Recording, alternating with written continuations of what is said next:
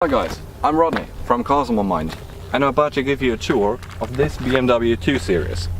So, if you're interested in this one, stick around.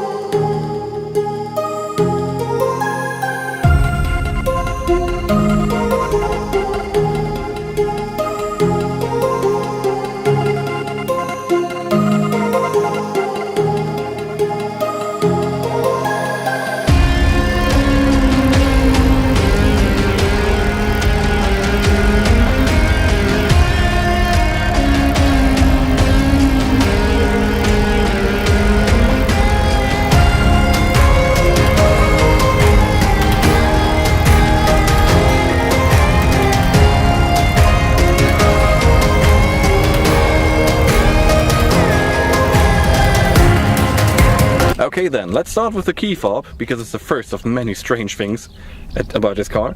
You get one of these normal keyless fob thingies, and well, it's fairly common nowadays.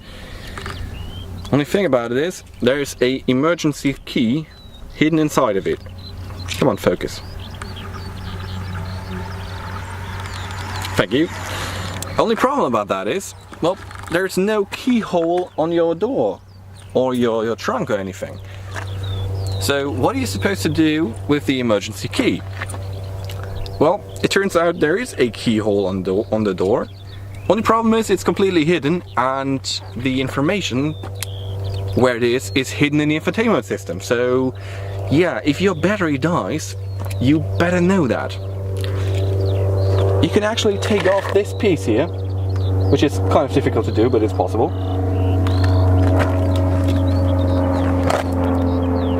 Come on, I've done it before. I think you need a key for it.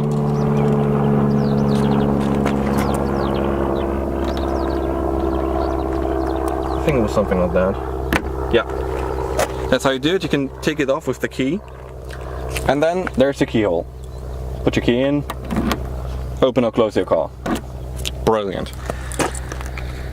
Only thing I don't get is, why is that information hidden in the infotainment system? I mean, chances are, if you need to know that, then you won't be able to get in your car. So how are you supposed to search for that information in your infotainment system if you can't get into your car? It's completely ridiculous. Next thing would be, what actually is this car? I mean, it's kind of simple to answer that. By shape, it's a minivan, right? It's a sensible minivan with a 2-liter 4-cylinder diesel that's, well, more or less economic. You get great gas mileage, so everything points to it being a minivan, right? Well, not really. Because there's something I don't get about it. Why does a minivan have a sports button? Why does a minivan have a one-to-one readout of your current horsepower and torques in the infotainment system? It's just ridiculous. Why? And then there's the fact that it's really comfortable. I mean, there's a lot of space, it's really comfortable. Even back here, I have the driver's seat in a reasonable position, and I can sit here quite comfortably. Let's talk a bit about the infotainment system, because I think there are some really funny things in it. Like, for example, let's go to vehicle info, go all the way down, and now you get a one-to-one readout of your used horsepower and torques. And look, it's a one-to-one reading in a 4-cylinder diesel van. Isn't that crazy? I really like this feature when you open up your car with the key fob and then press and hold the open button. That it rolls down all the windows, and after that opens the sunroof.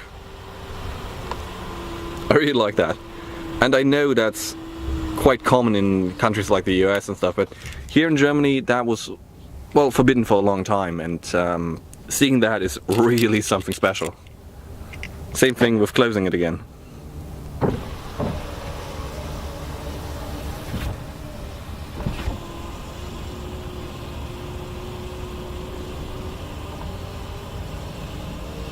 speaking of sunroofs, this car is equipped with the, I think it's called panoramic glass roof or something like that.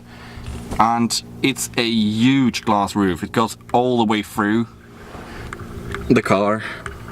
Sadly, only the front part opens actually, but you still get this huge open glass area. I know I said a lot of, well, more or less negative things about this car, and saying that most of it is ridiculous and confusing, but to be completely honest with you, I really mean that. But the moment you get behind the wheel and drive it, all of that is forgotten. The moment you drive it, it's a phenomenal car. It really is. And then you get to the part that makes the least sense, actually driving this car, because it's, again, really confused. I mean, it's obviously a minivan.